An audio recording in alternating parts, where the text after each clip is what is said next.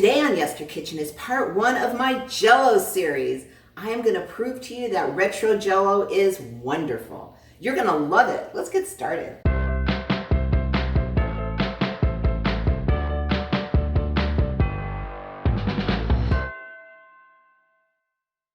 Hey everyone, I'm Jill and this is YesterKitchen. Part food history, part cooking, all delicious. And I've got a great announcement to make right off the bat.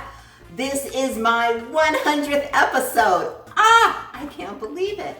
But I only have you to thank. So I just want to thank you all so much for stopping by, being here, loving retro as much as I do. Thank you for all your comments, all the emails, all the gifts, and all the vintage cookbooks that you've been sending me. Everything is just, this is just so wonderful. This has been a really good decision I made to start this. I am just so appreciative of you. So thank you so very much. So I've been seeing retro Jell-O pictures on social media lately, well, for a while, and I just get so sad. I mean, people call it horrifying, scary, an assault on food, or gross. Come on, these were just a few of the recipes that were out there, but there were so many wonderful ones. So I decided instead of doing an episode, I'm gonna do a 3-part series and I'm gonna prove to you how awesome retro Jell-O is. So today we are starting with an adorable, adorable dish called Topaz Parfait, right out of 1981, as a matter of fact, right out of this book.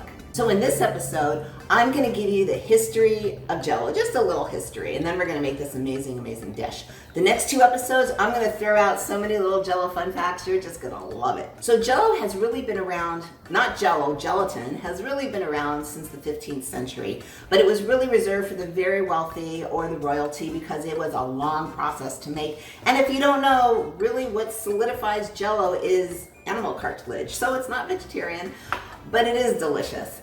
And so back then, it was flavorless, it was colorless. They would just like kind of suspend food in it and everyone would be like, ooh and ah. But that was back then. So now we're gonna go to 1845 and talk about a man named Peter Cooper. There he is.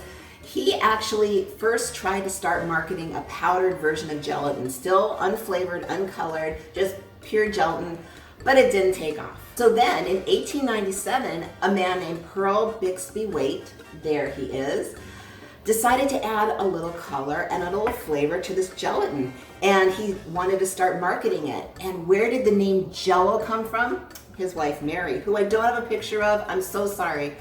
But Mary took the word jelly for gelatin, right? And so she got the gel from there, and she added the O because back at the end of the 1800s, a lot of products ended in -O, and that's where we got Jell-O. Unfortunately, they didn't have the money to market it or start any kind of distribution, so it didn't work out for them either. So in 1899, Pearl sold the rights to his Jell-O to a man named Peter Woodward. There he is.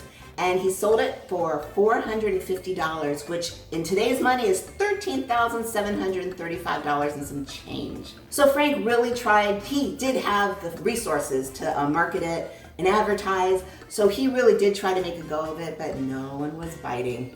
And then he had a last-ditch effort to try with providing samples and providing recipes with his Jell-O marketing. And guess what? It took off. And by 1906, it had almost $1 million in sales, which in 1906 was a lot of money. So that's kind of like the very, very beginning of Jell-O. And now we are going to make something called the Topaz Parfait. That is just glorious. It's actually coffee and alcohol. I'm going to give you 2 boozy Jell-O recipes in this series. And this one, we're going to start right off the bat. So the first thing you're going to do is you're going to take a 3-ounce package of lemon, Jell-O, or gelatin. There's a lot of other manufacturers out there. So it doesn't have to be Jell-O, but you know, we are celebrating Jell-O. Okay, and now in my little pot here, really cute little pot, I have 1 cup of coffee that I've already brewed. I actually just made a little extra. And we're just gonna bring it to a boil, because you know you do need boiling liquid for Jell-O. But before we do that, we're gonna add 1/3 of a cup of sugar. And now we're going to get this out of the way. And there's our happy little bowl. This little bowl that's been with me for all 100 episodes. Okay. And now what you're going to do, oh, sorry, missed a little bit of sugar.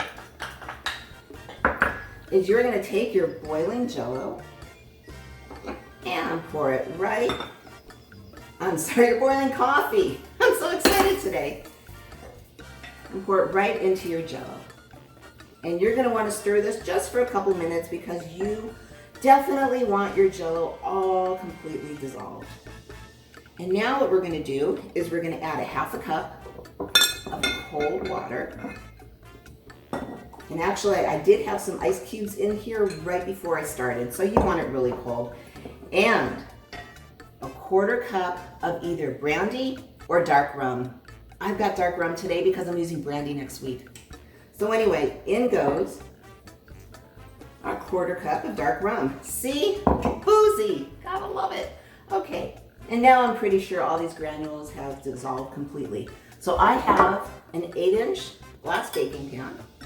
And all I'm gonna do is I'm gonna pour this coffee, booze, Jell-O, and don't worry, oh, I do see a few little granules on the bottom. So just give those a good stir before you, well, I'm splashing everywhere.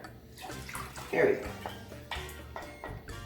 we go. Okay, now this is gonna go in the fridge. It's gonna need a couple hours. You want it completely set, completely firm. So I'm gonna check it after about 2 hours, but everyone's refrigerator varies. So I'll let you know what I had as soon as it's all set up. Hey, we're back and our Jell-O is done. It's been about 3 hours. It all depends, Jell-O, you know, it takes a while, but it depends on what's in your fridge. It depends on the temperature of your fridge, but it's gonna be about 3 hours. Anyway, take a look. Here's our Jell-O, it's completely firm. And now, here comes the fun part. We're gonna make little cubes. Oh my God, this is so cute. So you're just gonna make tiny little cubes just like that. You don't want big ones because we are making a parfait and we're gonna layer it with a fabulous, easy, boozy whipped topping because whipped topping was so popular in the 70s. Everything is ready to go. You just take a spatula and just bring it down right under the cubes and kind of just release them. So does this taste like lemon Jell-O? Kind of, but it works with the coffee. It works with the rum or the brandy, whatever you're using. Okay, so now we're gonna take this out of the way. We're gonna bring in a happy little bowl. I love my happy little bowl. And you're gonna take 1 tub of whipped topping and just put it right in there because we have a couple things to add to it to make it super special. Okay. So first thing we're gonna add is 2 tablespoons of brown sugar. And you want, they're packed because you always wanna have your brown sugar packed. And then we have 1 tablespoon of the same dark rum. Unless you use brandy, then use a tablespoon of brandy. And you're just gonna smash up that brown sugar in there and you're just gonna mix this and you're just kind of making what's already great even better. Okay, so now I have these cute little glasses. How many desserts does this make? It depends on how big your glasses are. Since these are pretty big, I'm thinking maybe about 2. But you can always double, triple it, or you can use smaller glasses. The thing is you want glass because it's a parfait. You want to see the pretty little layers. So the first thing we're gonna do is we're gonna put a little whipped cream in the bottom. And then bring my Jell-O back here. And I'm gonna do it here because I think you can see it better. Put a little Jell-O on top. Oh, I can smell the coffee. It's just so, oh, this is so good. Jell-O desserts are fabulous. So stop looking at those horrible pictures on Instagram. Jell-O from the retro world is just amazing. Or at least don't believe everything you see. There were some weird ones out there, but there are so many more fabulous ones. So we got this Jell-O, and then we're gonna do a little dollop right on top. And this, my friends, is a Topaz Parfait. It is beautiful, it is easy, and it is good. So this was part 1. You've got 2 more episodes coming of wonderful Jell-O desserts. Once again, thank you so much for all the love and support you've been bringing me during these past 100 episodes. I have so much more for you. Don't worry, I have a lot more retro coming. Here's to you. If you would like to explore more dishes from your childhood or just the past, I invite you to subscribe. I release new videos every Friday. In the meantime, here's some more retro dishes for you. And remember, every dish, even retro Jell-O, has a story. I'll see you in the next video.